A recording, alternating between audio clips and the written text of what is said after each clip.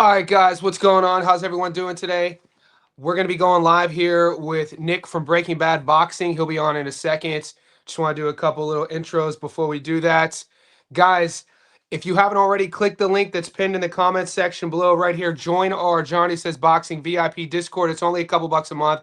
We also launched a Patreon for all the boys who've been asking. Another way to support the channel. That's linked there. And when Nick comes on, we're gonna break down these Japanese fights. We're gonna break down the Australian fights for all the Aussies out here. I'll be at the fights tonight. If you guys are there, hit me up. We'll link up. And there's a lot of good matchups to talk about. There's so much to talk about. Right in front of me on the big screen, we're watching the MVP sort of. There's fights tonight at they're in Miami. So we do have action on this three-legger. I don't see any of the B sides winning. So I did a three-leg parlay for tonight for today's fights here. They're at the LIV nightclub here in Miami, Florida.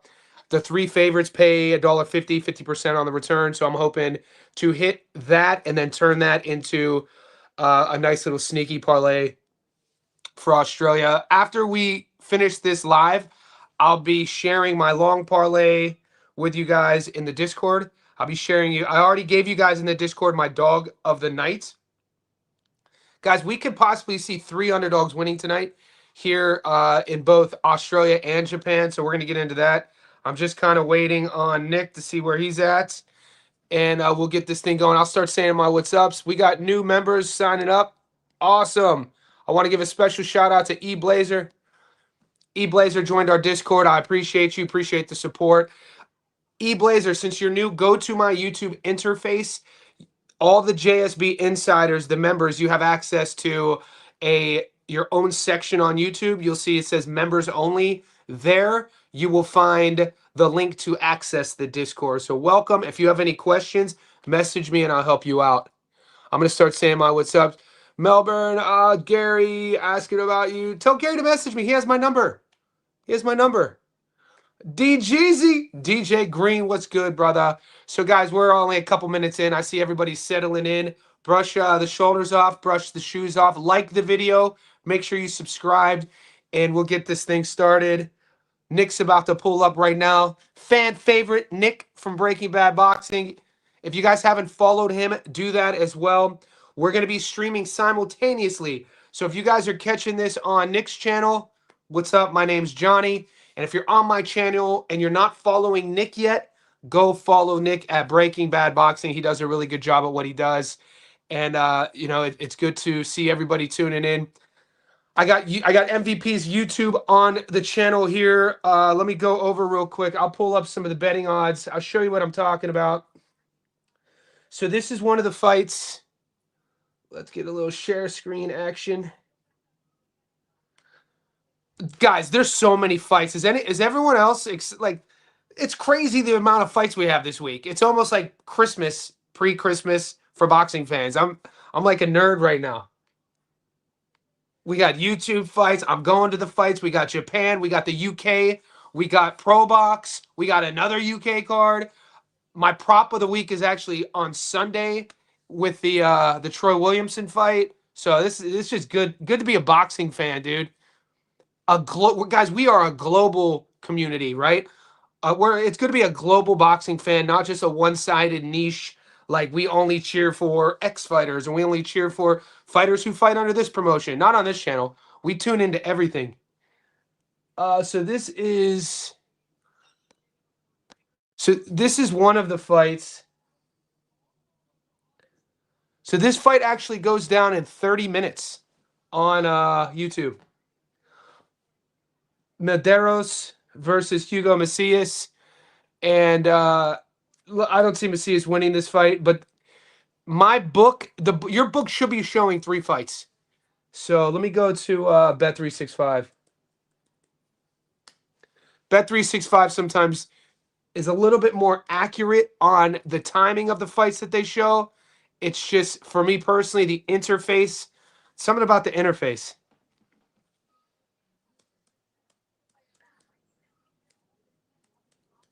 I like using Sportsbet's interface, but I told all the Aussies, like Mike from Melbourne, if you're betting on boxing on sports bet, you're gonna get burned because the draw will ruin your ticket. All right, so these are all the fights coming up. This is just so this fight's on in 10 minutes. This is Sydney, Sydney, Sydney, Japan, Sydney, Japan, Sydney, Sydney, Japan, Sydney. Jesus, dude, we have so many. I'm like getting overwhelmed. I'm like getting anxious. Bro, there's too many fucking fights. What the hell? Guys, if you haven't seen my breakdown, prediction, and analysis of the Tszyu versus Anthony Velazquez fight, that's up on the channel. I also broke down the Nonito Donaire fight versus Tsutsumi. That's on the channel. And Nick and I, whenever he's walking in, he's about 5 minutes late. We're gonna talk about Alasquaga Princess is fighting on the Japanese card. There's a couple world title fights on the Japanese card. You guys have been messaging me all day about Aussie potential upsets. I'm going to relay information to you guys from what I've been hearing from my network about the Australian potential upsets. I am taking at least 2 dogs in Australia. If we play our cards right, boys, there's money. There's so much money on the table. We shouldn't get greedy. And, considering the betting odds, method of victory, I think, is wide open as well. If you're watching the YouTube, we got Badouan. She's a French-Canadian fighter. She's warming up, hitting the pads. She's fighting Alicia Bumgardner this Friday in Australia. Both ladies have one loss. And I got to be honest with you, the last fight with Alicia, she didn't really impress me that much. Coffee. I always get off screen when I drink, so I don't like drinking things in front of me. I got that old head coffee mug too, boy.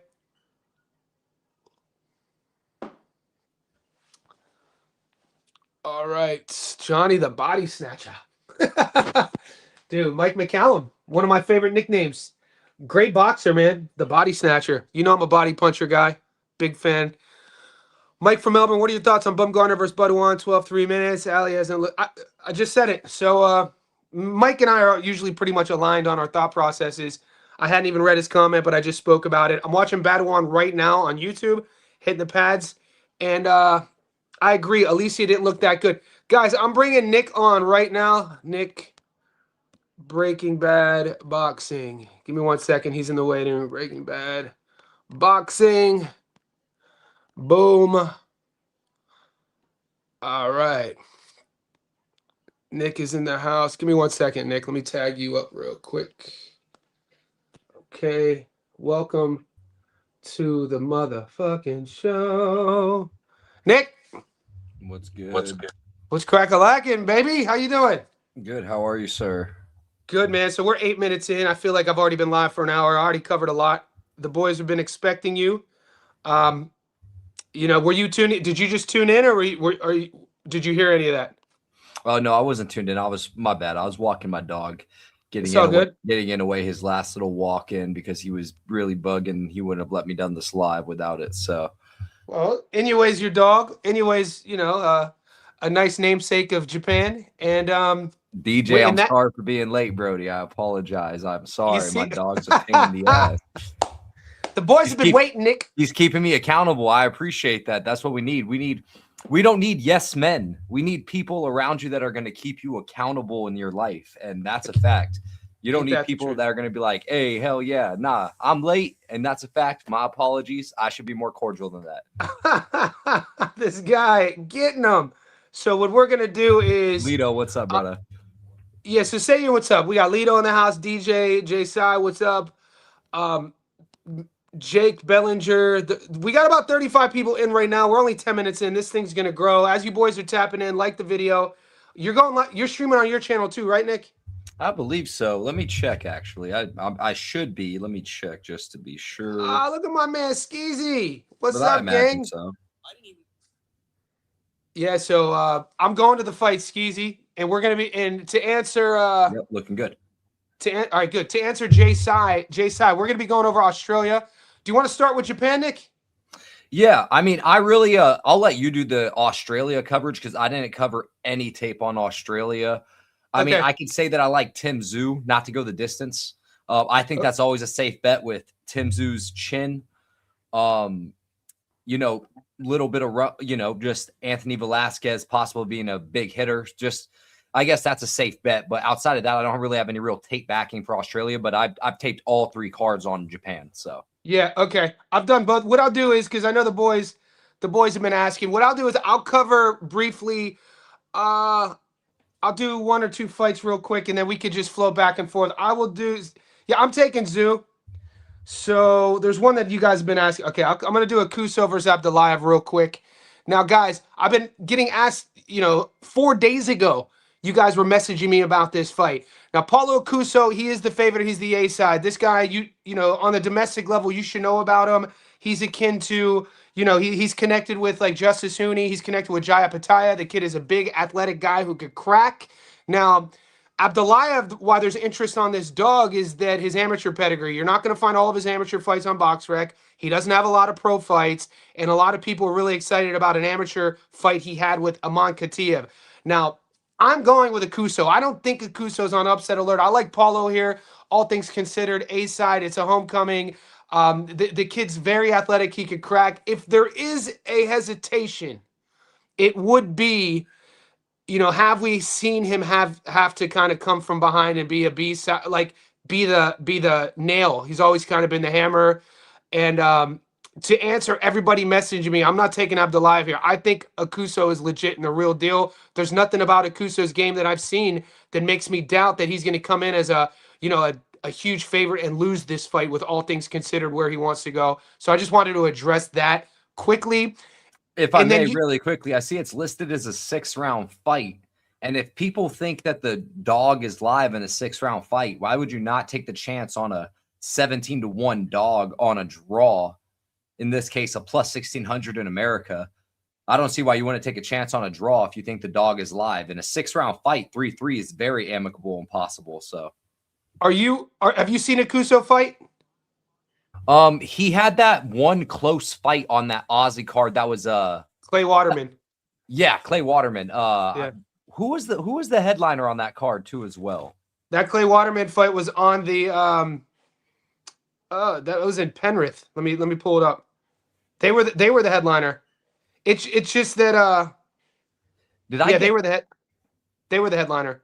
Yeah, that's so besides that, but I've never even seen Abdulayev fight, never seen his amateur pedigree. So again, no tape on this, but I just think in a 6-round fight, if people are really thinking that the dog has any live possibility, I think that's not a bad bet just to take a stab at purely based on value. 6 rounds, stronger possibility of a 3-3 fight down the middle than there are, when the fight goes longer and then people start to gas out and drag out. So that's just a thought on terms of value. So it's not a fight. Yeah, it's not a fight I'm really like betting on, but people wanted me to talk about the fight. Ahmad Rita is one of my favorite. Ahmad Rita is one of my favorite prospects right now. He's a young prospect. I watched him live in his last fight. He fought a 30 pro veteran in Bruno Tarimo. Bruno, really tough professional vet guy, and Rita blew me away watching him live. How quick he is, his management of the pocket, his timing, his counters. I think Rita, obviously, he's a favorite for a reason. I just wanted to mention him just to bring him up. If you guys are true blue boxing heads like myself and Nick, that's a name for Australian sort of on the domestic scene. Put an asterisk by Ahmad Rita's name. Comes from a fighting family. Lives in the gym. What else? Fawcett's. Somebody asked about Fawcett on here or no? See, I've been getting people been fucking. We're in the weeds talking about Jason Fawcett. I do like Fawcett's fights though. Have you ever seen him fight, Nick? No, I haven't, but I have a buddy that likes Marco Romero. He posted on free on Twitter, so I know he won't care that I tell him. My boy, Desperate Times Ryan, shout out that man, very sharp cat. He likes Marco Romero by decision here in this case. The people that are judging it and refereeing this fight are his trainers and training partners. So very Australian boxing of them, if you ask me. Yeah, so I'm gonna play. Hopefully, when you start getting like real insider info, the boys will send you messages that disappear on Instagram. So I was like, so one of my guys who I'm not gonna put him on blast. He okay, he goes. All of his messages disappear because he's a fighter and he trains with a lot of these guys. I'm going to read what he wrote about Cohen Mazudir because I see the boys are asking about him.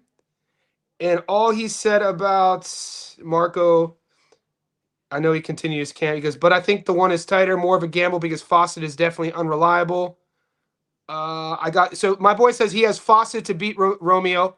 Already put his bets in. I think this one is a tight fight, more of a gamble because Fawcett is definitely unreliable. Besides that, I know he continued his camp since his last knockout victory against the Uzbek, meaning he is hungry and switched on.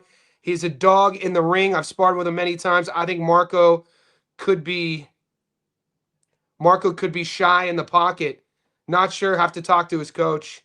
We'll see. So it's another one of these fights. Those odds are gonna get. Dude, you could get Fawcett as a dog, man. I like Fawcett as a dog there. Well, I don't think I have that. I know I don't have that in America. That's why I didn't really tape any of these fights, to be honest with you, just because I had to focus on the ones that I had to give the Patreon boys some picks for.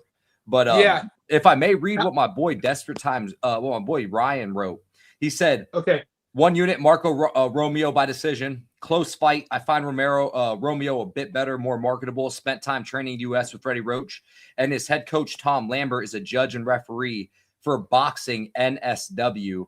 I don't know what NSW is. New South Wales. Thank you, sir. This fight is judged by his claw leagues. So, I mean, fair play on both sides, specifically since you have actual fighter inside information. This isn't my gambling advice. I'm simply regurgitating some information that I saw from my buddy on Instagram, and you're giving out real advice for the Aussie card. When we get to the Japan card, I can give out like real bread and butter tape studies. So yes, and on that, you know, we'll be brief here because I want to get to Japan because there's some saucy odds, but I want to talk about real quick Akuso, Abdullayev, Cohen, and Molinaro. So Cohen and Molinaro, you know, you're in the Discord. I'm going to read what our moderator wrote about this Cohen Molinaro fight. I think it's pretty legit. He goes, I think Cohen's punches will likely be too sharp for Molinaro. It's definitely possible for Molinaro to outbox Cohen and win on points. The question is whether or not Molinaro could withstand Cohen's power. I'm leaning towards Cohen. Molinaro is nothing special. Molinaro likes to trade, and for his work to be effective, he needs to be in front of Cohen. For me, it's Cohen by knockout or TKO or Molinaro by points. Neither one is worth the risk. This fight is not worth betting since Cohen's volume is low and he has no defense. And to put an exclamation point on that, one of my guys, you know, a couple guys have spoken about it behind the scenes about Cohen. He takes a lot of shots. He likes to be in a dogfight. He's tough as nails. He wants to get hit. But all of that alleged damage from sparring and his career is already showing in his speech. And so you make whatever you want to of that. You know, some of the boys in the know aren't betting on that fight. So, and then I think Tszyu. So you said Tszyu and Velazquez to end by stoppage, but go on. You have to continue that. I mean, my thought is just like, let's just say what it is. Tszyu's chin is shot. I've read some online creepings that, and this is again, this online creepings and online rebellings when you dig too deep into the crevices of the boxing world, is that Anthony Velazquez really hasn't even been training. The books have it under 5.5 rounds. So they have it in a 10-round fight. They favor this fight not to go the distance. So, I mean, you could just put simple wiki capping math together, and I think 2 and 2 equals 4. So that's really just kind of like, and of course, no tape on it. I don't really know how good Anthony Velazquez is. Quite frankly, I don't even know. I know he's like 18-0-1, if I'm not mistaken. Yeah. But that's literally it. That's literally just my thoughts on it. Quite frankly, I mean, even the books. I mean, if you look at it, the books have it at 5.5 rounds. So the books truly even favor at that point to not even get close to the distance. Yeah, so Anthony Velazquez, you know, he's a tough Massachusetts kid, comes from Springfield. His coach is in our group. Shout out to Coach Bermudez. Coach Bermudez is all over. He's going viral right now in Sydney for, you know, he's said a couple really poignant things in the media about this fight. Now, when you look at Anthony's, and Coach Bermudez is a G, by the way. I want to pinpoint that, and before I say this next bit, when you see Anthony Velazquez's opponents, when you watch his fight style, he is a pressure forward puncher, similar to Tim. It's just that I feel that he's not on Tim's level. I think they're bringing in Anthony for a reason. He got a good record. It's going to look good when they tally the scores up and see that Tim has beaten another undefeated guy. It's a good projection, sort of prop up fight for Tim. I think Tim stops him. I think Tim's too sharp. I think he's too quick. The kid is, people forget, mate. July 2023, this kid's a world champion making t-shirt hit lists with Charlo's name, EJ's name, Bud Crawford's name, and then he loses 3 out of his last 4. And both Fundora fights were kind of, all of his fights. I want to see, you can make a case even for the Murtazaev fight. It's like the lack of adjustments there, the lack of game planning there. I think that the camp change should have been made there rather than after. And we'll see. Coach Bermuda says, how much change could you really make, or how much adhesion could you really make with a new coach? We know he's gone to Pedro Diaz with 1 fight camp. So I don't expect to see anything too different from Tim. I expect to see the same Tim that we saw against Joey. And I think he stops him in under 6. So that's my take on that. I do agree with the idea is how much change, especially with Tszyu, can he count coming off of, I mean, yeah, man, I don't know. It just kind of makes me sad talking about Tim Tszyu, to be honest with you. Why? I feel like I feel like he was failed by his team. I feel like he was truly failed by his team. I mean, he could have failed himself by not changing his team, but man, the damage he took and sustained from Fundora when he should have been pulled out of that fight. Quite frankly, that fight should have been pulled out of that fight, and it wouldn't have been this downhill effect of damage that he's taking. The Murtazaev fight, he took a career-changing amount of damage, and then his last fight against Fundora, we all saw what happened, man. You don't think that's sad to see someone like Tim Tszyu go out like that on the stool like that? Well, he's 31 years old. That hurt. That literally hurt my heart. And I mean, like, with the utmost respect, like, if I'm not mistaken, he fought Joey Spencer, correct? Next, yeah, Joey Spencer. He fought Joey. He fought Joey before the second set fight. Yeah. Yes, and Joey Spencer is trash. I mean, I'm not ever gonna call a fighter trash. Joey Spencer. I know. That was rude of me. That was honestly. Yeah, I mean, you can say what you want. But then again, I'm the one who said I don't think it's sad that Tim got beat up. But I kind of how I feel about Gabriel Flores Jr. In terms of Joey Spencer, and everyone knows how I feel about Gabe Flores. Dude, I gotta be honest with you though. Even though I won money on that fight, and people were picking Cordina to lose, what are we talking about? Gabe Flores actually fought way better than I thought he was gonna fight. If he just had a little bit of more crack in his hands, some guys just don't have pop. Joe Cordina has pop. I'm talking about Flores. I'm talking about Flores. I'm sorry. Joe Flores. He has pop. Gabriel. He has 4 knockdowns in his last 2 fights. He knocked down Adiano in the 1st and the 10th round. Gabe Flores cannot crack. What are you talking about? I mean, I'm not. He has enough pop to knock people down, and he was hitting Joe Cordina clean. Because he can't crack. Cordina knew that. Gabe Flores, the issue with that fight was always going to be the fact that he accepted the back foot from Jump Street. And if you go and watch my breakdown, and you even see in the comments, him accepting the back foot was always going to be his biggest issue. He was way too apparent to get stuck on the back foot, get his back caught against the ropes. And against a savvy veteran like Joe Cordina, he's going to shift off on angles. He's going to rip apart your body. And quite frankly, he big brothered him. Gabe Flores is another person that is failed by his team. That has been failed by his team. I see what you're getting at. Now I understand the damage he took against Luis Alberto Lopez. He should have been stopped and pulled out of that fight. Got cracked up by Giovanni Cordina. They haven't put him on any proper trajectory against picking good fights. And then you watch much 80s boxing though, mate? Did you So when I'm thinking about guys on their stool and taking damage, mate, this is boxing though, brother. I actually just watched the HBO Legendary Night series not too long ago. I think I texted you about it. I was you did. Mars, salute, brother. Yeah, the boys are in the house. You're doing well, Chris. Hope everyone's doing well just in general. So Chris is a savage. Yeah, dude, we got an educated ass chat here, man. The boys know what they're talking about. Hey, I got a little assist for you. I'll be John Stockton. You be the mailman. Tsukami versus Santiago to keep us on track. We're in Japan now, boys. These are the odds. Tsukami versus Santiago. You got the mic. Yeah, so you kind of have a classic slugger in this case, because I consider Tsukami a slugger, quite frankly. And then you have Santiago, who is a unorthodox boxer. And what do I mean by unorthodox boxer? He likes to sit on the back foot, pop shot on the back foot, hang out on the ropes, pretty good cardio and conditioning, even though he does lose his pace and slow in the later rounds. And he crowds. So anytime you get on the inside, you really saw with the Bomba fight, the Gonzalez fight, anytime Bomba Gonzalez got on the inside and started letting off body shots, he would crowd and clinch. He likes that clinch and minimize, really likes to utilize that clinch and minimize. I think Rene Santiago, quite frankly, could win this fight if he has the right game plan and if he has the cardio to go 12 rounds.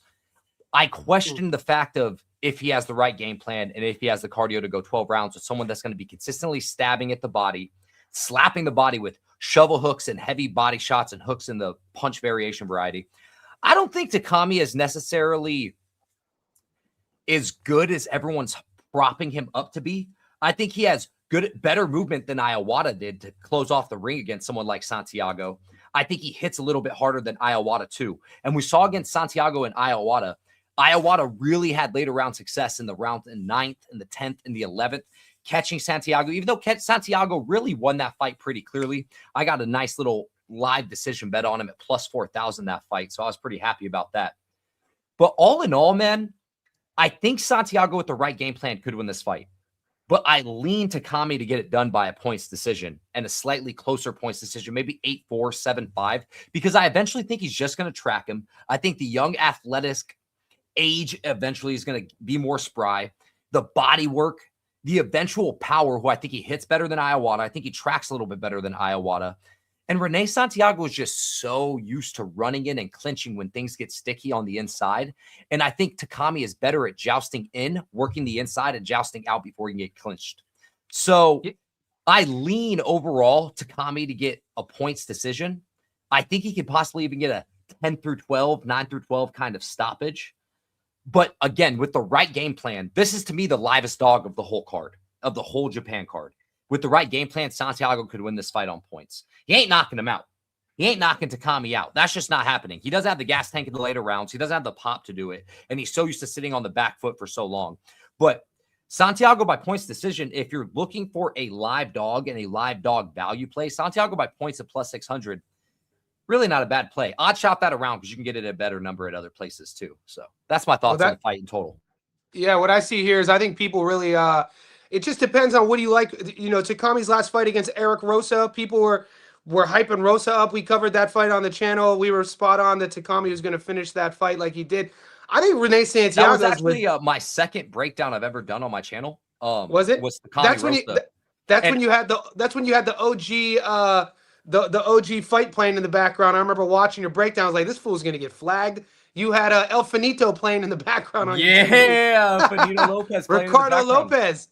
Yes, sir. Which is hilarious. I didn't even think about that, but that was like Rosa's downfall was always going to be his cardio in that fight. Rosa has a horrendous gas tank. That amateur pedigree did not do him well coming to the pros. And another thing too as well is Rosa really tagged Takami a lot more when I rewatched the highlights that I could piece together, because it's hard finding that full fight on the internet. But Rosa was really tagging up Takami. Oh, no, shout out my boy Lygos, actually. I'm having a mind block. He sent me the full fight, and I watched it on UNEXT. Shout out to the VPN, too, as well. So, Rosa, we watched so much tape, bro. My brain is shout out cluttered. To the VPN. When VPNs are getting shouted out, boy. Needed it to watch that, quite frankly. Yeah. So I really, that's like, again, I think Santiago's the livest dog on the card. I think. So my take on that, though, is I like Santiago. I like that he uses the entire ring. I like his counterboxing. I think he's sharp. I think if he fights him at range and distance and doesn't play in the Takami front foot, rock'em sock'em game, I think Santiago's super live here. I think he's coming in. I think he's coming in to win this fight. This is both of these guys are champions, and I think Takami. I mean, I never rated that last win. It just depends on. I think the odds are really much a factor of people looking at Renee's record, 14-4, never been stopped, and Takami coming off of that knockout win against Eric Rosa. But yeah, this is my dog of the night in Japan. Is Santiago on points at plus 600? Let's go, dude. What are we talking about here? Yeah, I really think. I mean, the safest play, in my opinion, is the fight to go the distance. I think that's overall the safest play. Renee is definitely a live dog. Good live bet spot too, as well. A really good live bet spot. But yeah, I mean, I think I covered all my bases that I wanted to on that fight. I wrote a full in-depth breakdown on that one. Do you want to go? Do you want to go Tsutsumi next, or do you want to go to the Princess fight? Let's do Princesa. I'm a huge Princesa fan, as most people know. That's actually one of my favorite fighters right now. Yeah, he has pretty much the whole package, mate. I'm a big fan. So, yep, go on. Oh no, my apologies. Did you want to go first on this one? Oh no. All you. I'm just typing. So I think Olasquaga is a perfect mix of like a boxer puncher prototype. He has power. He can do it all. Offensively, I think he can do it all. I think defensively, he has a few holes. Kiwahara, or I'm just going to call him Taku from this point. Taku, he likes to box on the back foot. He kind of has a nice little jousting in and out style, good sweeping left hooks, good rear hand too as well.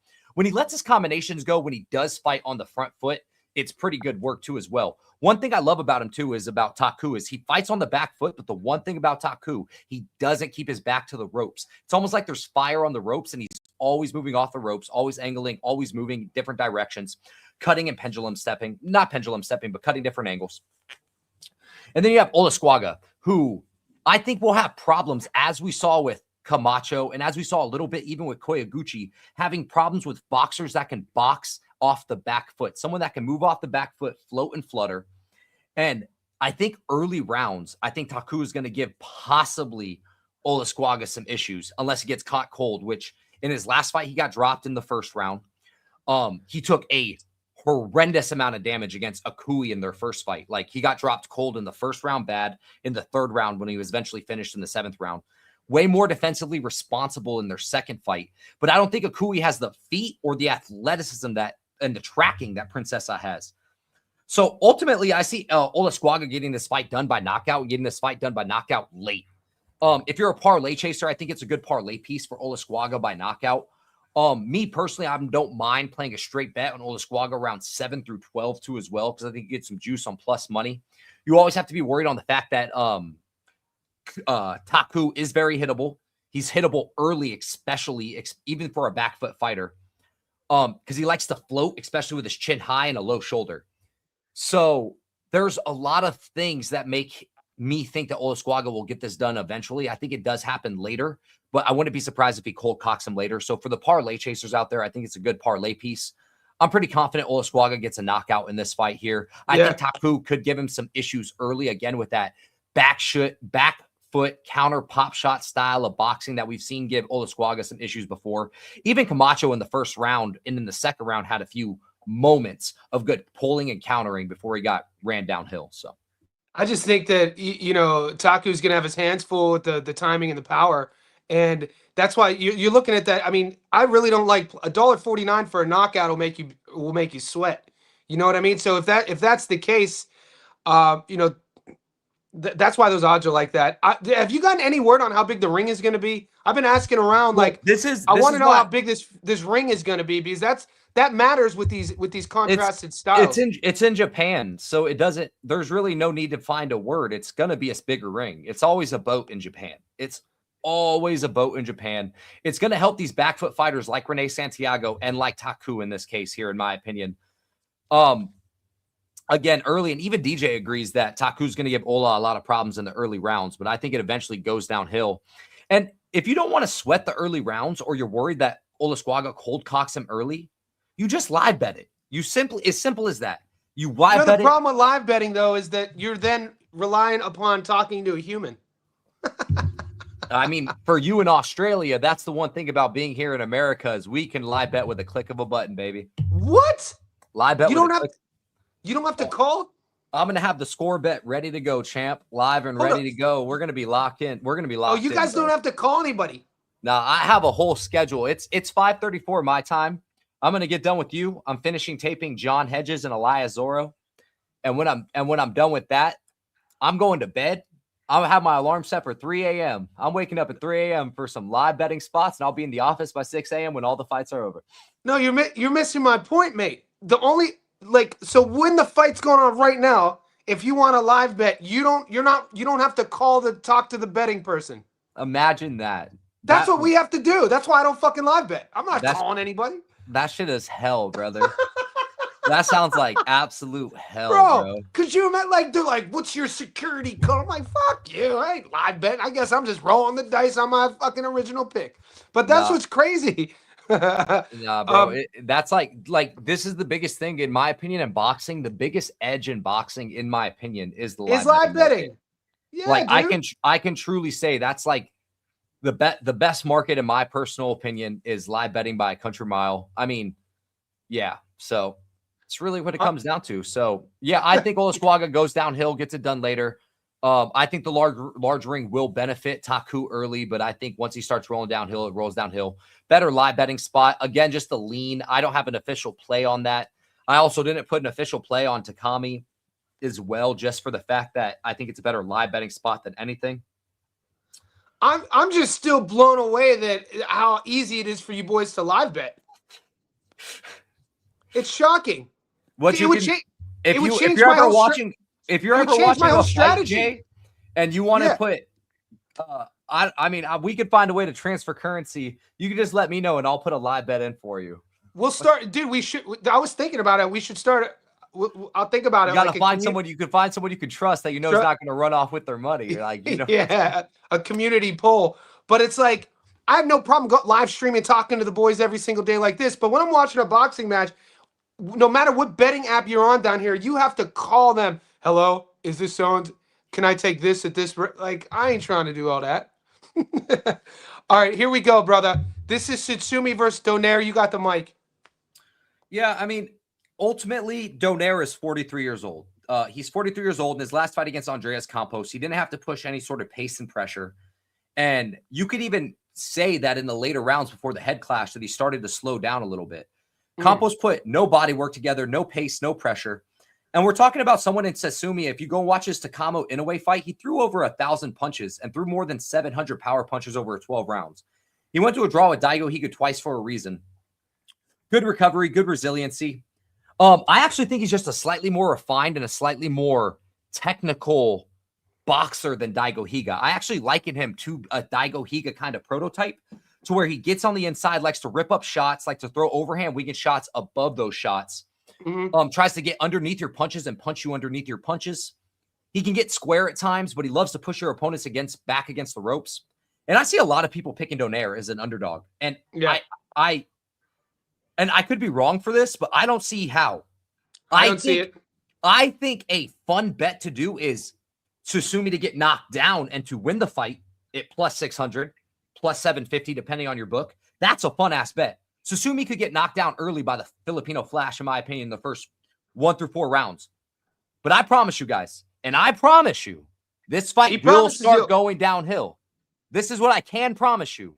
Tsutsumi, if he doesn't get knocked down in the first 4 rounds, he's going to put together a hellacious pace. And I mean hellacious. And I'm skeptical that a 43-year-old Donaire at 118 pounds, regardless of how good he is or once was, who has been cracked before by a Nicholas Walters, if I may remind you, even though it was 10 years ago, and has been fed to the wolves in Japan before by Inoue, super fight series or not, regardless. Guys, this fight will start going downhill. And if you guys see Donaire's back against those ropes, getting tagged up on rounds 2, 3, 4, you go live smash that knockout fight not to go the distance prop right then and there, because this fight will end up going downhill. So those are my overall thoughts on it. Donaire has that counter left that everybody loves to talk about, but how great is his reaction timing? It was okay against Andreas Campos, but again, Andreas Campos did nothing that fight, accepted the back foot, put out no volume, and I didn't even go back and watch his fights from 2023. And one thing, too, that I also like to talk about, Tsutsumi was out with an injury, but he was also probably rehabbing, trying to get back into the gym. Donaire is taking a bunch of different broadcasting gigs, just 1 foot in, 1 foot out kind of deal. And that's dangerous against someone like Tsutsumi, who death by 1,000 punches, but he has pop. All of these things mount to Tsutsumi, Tsutsumi just rolling downhill. So I think so too. I broke this fight down. Donaire, I thought Donaire was going to retire in 2019. Like, this guy, people talk about, the lead hook is legendary, but mate, this guy, that lead hook we're talking about was over a decade ago. Andres Campos, he's a domestic level Argentinian fighter. We covered that fight. That fight ended odd. Donaire's speed, his reflexes, his timing, he's flat-footed, all of that is I'm sorry. a That's dream of what it used to be. It's Tsutsumi. His slow feet. Oh my God, his feet are awful. Tsutsumi though, here's the game plan with Tsutsumi. He needs to just be patient. He needs to not take any unwanted risks in those first 9 to 12 minutes. And like I said, he is going to see Donaire slow slightly. He's gonna pour it fucking on. And I don't see a path to victory for Donaire. And the lead hook, man, Tsutsumi could take a shot too. His recoverability is great. When he got dropped by Higa and get up and then smokes Daigo Higa, smokes Daigo. And one thing too, his eyes in the pocket when trading are beautiful. Like, his eyes are literally locked in. Like, man, he almost has that like Oshaki Foster crazy wide eye to him when he's standing in the pocket locked in. Yeah. So I don't see the upset. This is the one underdog that I would be. You can come back and call me an idiot on my channel. I don't care. This would be the one underdog I'd be shocked if he won. Same. I don't like it. Donaire's gonna have to be like brilliant with his jab. He's gonna have to be brilliant with his endurance. His timing is gonna have to be on point. Everything that he lost that we saw in 19. Well, this is the same guy in 2019, even though it was on points. I thought he hung him up. It's 2026 in 2 weeks. So, like, we as men, what the fuck are we talking about here right now? That's what I'm talking We're about. Talking about Bonito Donaire. I know, regular champion or whatever the fuck it is. What's going on with that bullshit? What, dude? That's another thing we need to talk. The WBA. What is going on with the WBA? With Vargas, if I'm not mistaken, I believe his mother passed away. I could be wrong. I'm not trying to spread any false information. I believe something happened in his family. But both of these guys are supposed champions. Full world champions. And Tsutsumi was a recessed champ, full world champ. Do you guys understand how shitty that would be for boxing if Donaire won tonight? Yeah, it's a weird thing. Well, where does he go from here? I don't think it happens. Also, watch the weigh-ins. Chris, do me a favor. If you really think he's going to land the left hook, bet Tsutsumi to be knocked down and win the fight at plus 600. No, he thinks Donaire's going to land. He thinks Donaire's going to end up. Tsutsumi to be knocked down and to win the fight. But to win the fight. Dude. Yeah. That's a fun, sneaky one that I'm putting half a unit on just because I think it's so fun and it is very possible in the first 4 rounds. But I don't think he puts him out cold.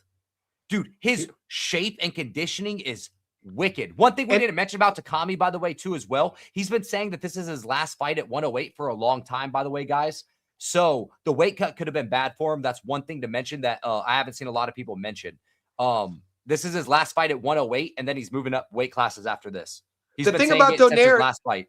If you go to Instagram, go to Donaire's Instagram, you see what he's looked like, his physical shape. He looks soft around the middle. He's 43, dude. Like not every 43-year-old is fighting for world titles. So my hat goes off. We're the same age. I'll be 44 in a few months. So we're the same age. So I know how hard it is to stay in shape year round. It's not like Rene Santiago where he has the rabbit feet to keep him off, the happy feet to keep him off for this time. His feet looked horrible against Campos. Yes. And I could be looking dumb. I brought that up in my tape. That was one of my talking points in my breakdown was the feet, the flat feet.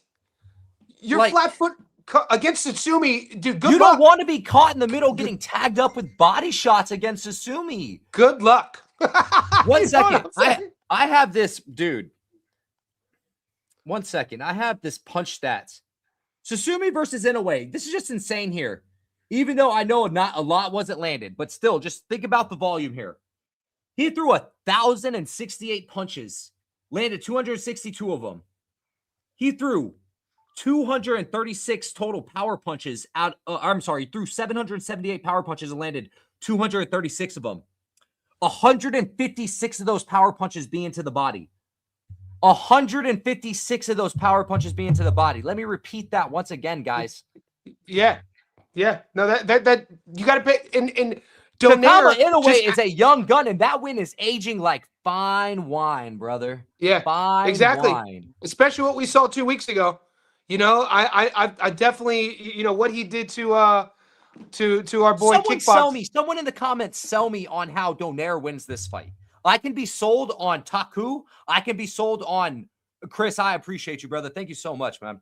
I can be sold on Taku and I can be sold on Renee. This is the one that, like, I'm planting my flag so hard. Watch Donaire come out and Donaire come out and just make me look ridiculous, smoking with the left. It happens. What's up, my brother? It happens. You got to stand on business, though. Breaking Bad standing on business out here. Always. We're about 45 minutes in. Is there anything other fight? Did we miss one? There's so many fights this weekend too. I'm going to be taping Shamika Johnson fight and the Bumgardner fight. Yeah. I think the Bumgardner fight's going to be closer than people think, boys. People are just writing off Bonet. One thing that's to note about it too as well, it's 12 threes, 3 12s. Yep. 3 12s, 12 threes. Bada bing, bada booms, keys. Which, I mean, both of them have one loss. I don't like the way Bumgardner looked in her last fight. She didn't blow me away. You said Hedges versus Zorro. People have been asking me about the Hedges versus Zorro fight. I haven't finished my tape yet. And I don't want to. Subi leaves himself very wide open to the right hand, left hook against Higa, and those punches are Donaire's best punches. Yeah, while I understand that, they're completely different fighters. You have Donaire that's going to stop and wait and plant for the counter as compared to Higa. He's trading. They're sitting there and trading in the pocket. Donaire's not going to be standing there winging shots with Tsutsumi. It's a different type of style of fight you have to take into consideration. Yes, he leaves himself open, but these are things that a young fighter, a 29-year-old fighter, can go to the gym and build up fight over fight and get better at and learn over. Donaire is a finished product. His ceiling is done. And you're telling me Tsutsumi doesn't understand that he doesn't have to watch for that left hook and that right hand. Yeah, circle away. I mean, this is day one textbook when you're teaching orthodox fighters how to avoid power sides and lead sides from an opponent. You know, he knows what Donaire's strengths are. We'll see. I'm on that same hill with my flag dug into the dirt. I don't see Donaire doing it in this fight. I think Tsutsumi is going to be better than him in a lot of these spots. I think he's going to, you know, we might not, this probably will be Donaire's last fight. Yeah. What does he do if he loses? I'm just putting it, I would just be surprised if Donaire didn't get finished this fight. Just being completely honest. Like, it would be like, I guess the old man, one last hurrah, or maybe Tsutsumi carries him because he's a legend and he's a kind young man, but I don't see a Japanese fighter doing that though. I don't either. They're too gang, bro. They're warriors, brother. They're dude, warriors. For sure. I haven't finished my Hedges tape, so I don't really want to give out a pick on that yet, just because I haven't finished it. And you know I'm always suspect about giving out anything without having. Pull up that odd fluctuation though, real quick. Zoom out real quick for me. That's cool that your app has that. Yeah. So we're gonna add this feature to our live stream, by the way. The Boxing News Today live stream. The Boxing News Now. Boxing News Now. Because we have the live odds, but we're gonna add the fluctuation is important to see. It's it's good to see the stats to see where the money's coming in. If they're look at the trends. Yeah, man. I mean, well, I watched when I went to place a bet. I watched a bet change right in front of me before I could click it, and it said accept odds at a worse odds. So I jumped books and went to a different book to find better odds. Yeah, I mean, Tsutsumi is, yeah, man. This is my prop of the week, by the way. Look at Julius giving away free game. I gave this away in the Discord. I think Simpson at $1.85 to stop Troy Williamson is my prop of the week. That's probably the bet I love the most the entire weekend is Williamson to get stopped, which sounds kind of crazy. But I think if you want to make the chalk square parlay of the week, the Johnny plus Breaking Bad boxing chalk square parlay of the week, you do Simpson by stoppage and you do Olasquaga by stoppage. Nice. Let's see what that should give you like a plus 150-ish odds, something like that. Yeah. I mean, I think that's I think Olasquaga gets Taku out of there. I think it can happen early. I think it happens late, you know. $1.50 and $1.85. I mean, plus 175 is great value here, boys. That's actually really. I'm actually surprised. I thought it'd give you like plus 150, but yeah, no. Plus, there we go. Boom. Yeah, plus 175. It's good value. Hunter gets your money back plus 175. Eaton. I think Callum Simpson is overrated. Troy Small passes best. Yeah. Look, we break down so many fights. It's not like we're picking guys to be Hall of Famers. We're we're Dude, we're, we're, it we're was picking funny. reads. We're reading out here. We're reading. We're writing. We're I doing used arithmetic. I used shout out the boy Lorgol, who's also in your chat. I used AI today to take a picture of my handwritten notes and to transfer them into notes on my phone. First time I've ever done it. And I was going through my tape notes, which is funny. Since I've been doing Breaking Bad boxing, I have 4 textbooks, all filled notes front to back. It just like kind of like I'm reading some notes of fighters. You already know. See, you understand. Yeah. I'm reading notes of fighters that I had no clue I've even taped. Has that ever happened fun. where you're like, oh, you're like reading notes, you're like, dude, what? Like, yeah. I'm talking about fighters that I hate. This is gonna sound crazy. They're like a flash in a pan for you. And then you go back and look, you're like, dude, I taped this fight, or I bet this fight, or I've given out a pick for this fight. This kind of blows me away when stuff like that happens, because when you actually are consistently taping, legitimately just on a rotation of tape, it blows you away like how much you really know some of these fighters that you think you don't know. And you're like, oh my God, I know him for this reason or such and such. So this is one of my old tape books. This is one of the UFC card. Chidi Nugovachani versus Marc-Andre Barrio. Jason Witt versus Phil Rowe. The power bar, brother. Dude, I'm doing tape. Jason Witt. Honestly, Jason Witt is summed up in one word. Chinny. Yeah, that's about it.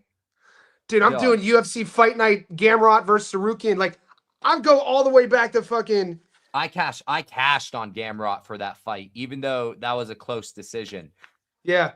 That was Pete Gamrot. Crazy high pressure Gamrot. Bro, when Gamrot broke through, man, Gamrot was out. That was that fight actually. That was Gamrot Pete Gamrot. Gamrot was a KSW, I believe. Yeah. I believe a KSW 154 champion. Yeah, DJ, you understand, bro. You're reading over your notes. You're like, damn, I taped this person. Like, it's insane. Like, it's always, what's cool though is what's gonna happen is with I do find it with MMA, it's easier to go based off what you remember and do a quick tape study on MMA than it is boxing. Yeah, boxing's like statistics. Like boxing, you have to slow down tape sometimes, and like, yeah, of course. Like, dude, when I saw Taku, he had a crazy good body shot knockout over Tolhazi. I had to rewind it and slow it down to even see the body shot. Like, it was a beautiful knockout. And Tolhazi is someone, by the way, that Takami took 8 rounds. You know, Taku also beat Magramo too as well. So Taku ain't no pushover for Alasquaga, guys. Just want to say that he made issues early. See, this is the dark side of doing too much tape, though. Is when paralysis by analysis. When you start realizing, yeah, dude, bro, this happens, mate. An upside though is when you've done so much tape and you're doing this for another year or 2 or 3 years, and you'll look back and be like, oh shit, I taped this dude's debut. And now he's 12-0. Like, fucking hell. Like, I remember doing Josh. I'm so excited for Xander Zayas's, because my first ever breakdown I ever did was Xander Zayas. I'm so excited for Xander Zayas' next fight, just because it's going to feel almost like a have you seen him in camp? Moment. Have you seen, dude, he's fucking massive. I cannot believe Zayas makes 54. He is huge. He's not going to be there that much longer either. His team has been talking about that for a while, but what's he going to go do? I mean, I guess a super fight between him and Janibek sounds awesome. Or just become a 2-division world champion at 60. We'll definitely see him at 68 before it's all said and done. But like, the kid is massive. He carries a lot of muscle too. 168 out of nowhere kind of became a shark pool. Yeah, dude. Like out of nowhere. Like when you look at it from top to bottom, it's kind of a shark pool. You have Iglesias, who's the most underrated 168er on planet Earth that no one talks about, quite frankly. You have Mabili, who I don't care what anyone says, always going to be in a good fight. Lester Martinez, who can hang with anybody at the world level. Nobody's putting their hand up. No one's trying to fight Lester. Especially Diego after Pacheco had a lackluster performance, but he's still a good B-side fighter at 168, and I'm still not willing to give up on him at such a young age. I do not think that was that bad of a goddamn performance. You're fighting you're fighting an animal with that freaking style.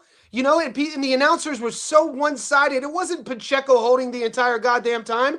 And also, I'm glad you brought Diego up. What do you see? Him and Shiraz are supposed to be rumored to be fighting at 68. That's Shiraz a fight Shiraz is another person I actually didn't bring up. I made a joke. I said sacrifice William Skull to either Iglesias or Pacheco. but I mean, like, I think stylistically, man, like, because the fight's going to look way different. Pacheco versus Tszyu is a one-off because of the stylistic matchup. Pacheco versus Shiraz fights totally differently. That's going to that's very interesting. Shiraz fights at range, does some decent work from the inside. That's what I'm saying. Long piston jab. Straights are a key thing for him. It'll be the battle of the straight punches, quite frankly. But the thing is, Shiraz, we've seen fire off a little bit more on the Berlanga fight. Against Carlos Adames, he wasn't firing off. He was lining up shots, but not firing them off, right? He looked average against Adames. Dude, well, I think also Adames had a good game plan. Got underneath his shots. A beast. Got underneath his shots, tapped on the body early, worked up top. He should have won that fight. He won that fight, in my opinion, pretty clear. Horrible decision. Yeah, clear at least they didn't take the belt from him. You know, I'll take a screw job draw than a goddamn robbery, losing the belt sort of thing. But, I think Shiraz would probably win the fight. I think if I'm Diego Pacheco, I'm trying to get a Jaime Munguia fight, a winnable fight in that sense. I'm staying all the way there. That's a fun fight. It's a good fight. I'm staying all the way from Resendez, and I'm staying all the way from Mabili, and I'm staying all the way from Lester Martinez. If I'm Pacheco's team, you stay away from those three fighters because I don't know, man. Dude, Mabili would fuck up Pacheco. I'm talking about Resendez. I'm not that sold on Resendez at this moment. He looked good against Caleb, but where's he been? I want to see them urine tests too because Resendez. I'm sorry. I was calling that shit. He's been cycling. I want to see that piss test, bro. Resendez looked like a goddamn fitness bodybuilder at the weigh. I was like, who the fuck is he? Never looked like that before. And then he goes out and has the performance of his lifetime. Sorry for yelling, everybody. Where's he been at? Sorry for getting so excited because you literally stole the words out of my. I literally was like, he's been cycling, brother. Like, come on. We know where he's been. We know where he's been. My issue is with Diego Pacheco is I think he's going to have issues with fighters that don't crowd the space and know how to work the body on the inside. Mike Ross said Breaking Bad has that professional radio voice. I appreciate that, bro. That's hilarious. I actually had a teacher, OG, Mr. Jones, played basketball at Boise State. Dude was the dopest. He told me since my sophomore year I need to get into radio. He used to tell me from the jump street because I used to walk into his class and just start spatting off college football analytics to him. I've always been an analyst nerd. You got to listen to the old timers when they give you advice, big dog. Timu Mabili had Diego in trouble. The real Mabili, look, bad things to Diego, bro. That's what I'm saying. Like, he had him in trouble, and he would have stopped him. Mabili would have stopped him. And Mabili, dude, the one thing about Kevin Lee is he fights similar to Mabili, right? But the volume's not the same, and the punch selection is nowhere near the same. Diego will at least plant his base, rip off shots on the inside that have meaningful punches as compared to Tszyu, or coming over, throwing weakening shots that he's hoping to catch over top, which do land at moments. Completely different in my personal opinion. So I think Resendez, especially we saw the Resendez we saw against Plant that knows how to get on the inside and work and beat up that body and throw high volume, all the signs of juice, right? I think Resendez, Mabili, and Lester Martinez are all horrible matchups for Pacheco. I think they all beat him up on the inside, beat him up bad, drop him to the body minimum, and maybe even finish him. Some of those guys, like Lester Martinez, I'm confident would finish Diego Pacheco. Like, I was kind of bummed out that Mabili's camp. I understand why they didn't, but I was kind of bummed out that Mabili's camp didn't want to get that get back against Lester. Even though, it's a tale of two fights. Lester's game plan was on point. You could see the path to victory in the rematch for Lester. Just turn the fucking gas up early and fight him in that range early. And but that fight's not going to happen. So I've pulled up the fighters at 168, at least what Boxing Scene has them ranked. And I just want to pull those up to see if we forgot anyone. No one's talking about Melikuziev. After Bektemir beat Fulgham, no one's saying Bektemir Melikuziev's name. No one's putting their hand up to fight Lester. Who are we? Is McKenna? Aaron McKenna's a six. Beck the Bully's a fun fight for someone. Eventually Charlo's going to come out of the woodworks and fight some random ass fighter. It'll probably be Caleb Plant. That'll sell at least. That'll I've never been sold on Caleb. I've never been a guy to sit here and say Caleb's. And then you also have the winner of the Callum Simpson People fight. love Caleb. People love Caleb. Caleb's offense is Callum Simpson fight coming up as well. Yeah. So that's another winner that no one's talking about. Pavel's actually Pavel is Selyagin is pretty Pavel good. Selyagin, he's good. There's a couple names on here. It's like the harder the name is to pronounce, the less people are going to hear about him, I think, especially in the English speaking world. But what's Caleb going to do? The 168 division said, I want to see Beck the Bully versus Berlanga. Beck the Bully would do disgusting things over the 12-round distance to pop shot, stop and start Berlanga, which Berlanga has great stop and start, but he would do disgusting things to him.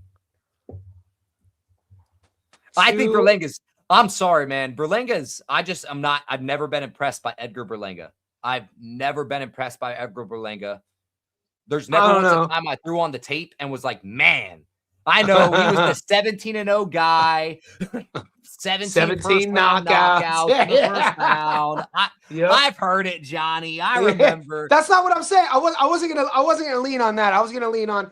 I remember watching Ed in the amateurs when he was like fighting it like 147 pounds. So what I was gonna say is I'd like to see Ed at one. Like, this is gonna sound crazy. I'd like to see him at 160. We're never going to see that because he doesn't have the discipline to get to 160. But when you see him at 68, you can tell he's carrying extra body mass that really switch. Versus Berlanga would be an awesome fight. But you know what I'm saying? I want to see Berlanga with his fucking like superhero physique. I don't think we'll ever see it because he got that money now. But the pop he would have at 160 would be absolutely insane, bro. This is when you look at a guy. Think about like. Can you highlight Mike Ross's latest comment for me? When are we going to stop caring about this in pro boxing? At what point are we going to stop giving a hell? And Mike, you know I love you, brother. You know I don't mean this with disrespect. Mike's the big homie. Mike knows I'm just a passionate. I think Mike at this point has heard me plenty enough that he knows I'm a passionate ass dude. When are we going to stop giving a shit about amateur careers? At this point, it's a talking point. It's a talking point. If Maxie Hughes trainer didn't have a heart attack, hope he's doing well. Prayers up. And Maxie Hughes had one more round of gas. That was a draw fight, or he was beating Usmanov. Still pissed about that.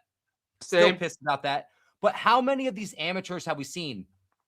Jazza beat old boy. Christopher Rios had that dub on old boy. Soufain, that French storied amateur. I forgot who he fought, but he got beat up on. Galoyafai. I mean, there is a asterisk to that one. Frankie Rod was on the gear. We get it. Crazy gear. Kona Walker versus Pat McCormick. That goes back to my first point. His team failed him. That's how they knew about it, bro. But they knew it. Did you know go to box? I'll go pull a box rec. Frankie Rod's fight right before that, 6 weeks earlier, was in Texas. Pat McCormick, too. Thank you, DJ. Yeah, McCormick versus Kona. We smacked on that McCormick on Kona live. Plus 650 plus. I ain't trying to hear these live bets. We don't have those options. I'm sorry, bro. I'm telling you. Once I saw Kona win round 1, I said, oh my God. I literally said, Kona, the engine who needs to win later rounds, is winning early rounds. Come on. Yeah, it was what Kiza said here. My boy Pat got punched out the ring the other week. He the best UK amateur for about a decade. Yeah, Badr Gaziev was a very highly touted amateur. Jabba Jazza getting elevated to full world champion. Shout out to the Unks. Yeah, and Unks, baby. We has a up. Hell of a tough fight against his own Tsutsumi. He got paired up against Tsutsumi. How about the Sugar Nunez versus Navarrete upcoming fight? That's the one where I'm like, I know you saw. I got my tickets to that. I'll be there live, baby. We are locked. Damn, bro, you're stoked. See, dude. I literally could, with this janky style, those long winging hooks, those casino hooks and shots. And then you're going to have Sugar Nunez, Mexican War, volume. Oh, my God, brother. I'm like, woo. Yeah, I can't wait for that fight. Shout out to the boys for taking it. But, damn, is that in Arizona? Yep. It's in Glendale, Arizona. It's at Desert Diamond Casino where the Coyotes used to play. So it's a real nice, intimate arena. I was there once when the Buckeyes played in the Rose Bowl, I think in 2001. They played in the Fiesta Bowl in Glendale against it was years ago. But that's the only time I ever spent. And then I think I ate mushroom once in Flagstaff. That's hilarious. It's funny is I saw the Buckeyes. I saw Ohio State versus Clemson on Adderall, which is so hilarious. So, I wrote my first book using Adderall, boy. Man, I don't do any stimulants now besides a little bit of marijuana and coffee, but not Adderall. Man. But have you heard of a modafinil? Nah, what is this? Breaking Bad Boxing, you got to learn some chemistry. Let's do it. Yeah, so Adderall is obviously a stimulant, but it's an amphetamine. Modafinil is a nootropic, so the brain reacts like it's an amphetamine. It just doesn't affect the heart rate, so you don't get increased heart rate, but you get that focus. And like a lot of like airline, they actually made it. It was invented for people with narcolepsy. So if you don't have narcolepsy, it works the opposite and you stay switched on. So I didn't use Adderall in my first published book. I was taking modafinil. I was interviewing once on my podcast a biohacker, and he emailed me. Well, he mailed me a bunch of them. But yeah, it's insane. Yeah, man. I mean, I think it's funny because when I was looking through my notes, the first notebook I ever did notes on was in a chemistry notebook. Yeah. So I just find this so funny that I'm looking at it and I'm like, damn, is that where the name just kind of subsequently came up? Was Breaking Bad Boxing was a chemistry notebook? I'm like, hey, that sounds kind of catchy, honestly. I was always worried that would never catch on because of the show itself. You search Breaking Bad Boxing, figured that it would only be Saul Goodman, you know? Pop an Addy and do some tape study. That's me now on a Sunday morning now. Pull up my laptop, got a bong and got a little coffee. And I'm like, you know what? It's a beautiful morning. Let's pop some tape study. Yeah, dude. When I was here, how old are you? 30? 29. So yeah.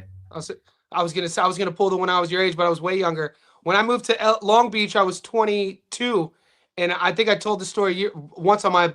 I would stand. This was 2004. I would stand up paddleboard.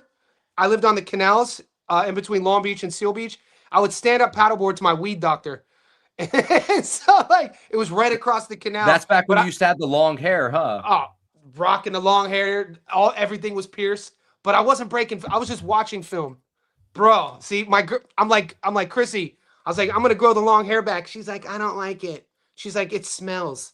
Dude, hair is growing like a mug. It looks good, boy. You got them locks. Man, it's funny. My hair used to be thick and curly, and now it's like flat. I don't know what happened. Well, it's gravity. It's because it's long. So Nick, I got to wrap it up, man. So I'm going to the fights tonight. I'm going to the zoo fight. It starts. I hope you have a great time, Big Steve. Big Steve. Yeah. I hope your life is hell lately, Big Steve. I don't like you, Big Steve. I don't know why, but I don't. I'm just kidding. Isn't that your boy? That is my boy. Yeah, that's why I'm just giving him some shit. He's a shit talker, as you know himself. So. Big Steve's the shit. Johnny, give the people some undercover props on Sydney. Yeah, we covered it, guys. If you're just tapping in, we're over an hour in. Go to the first 10 minutes of this live. We talked about the Australian card.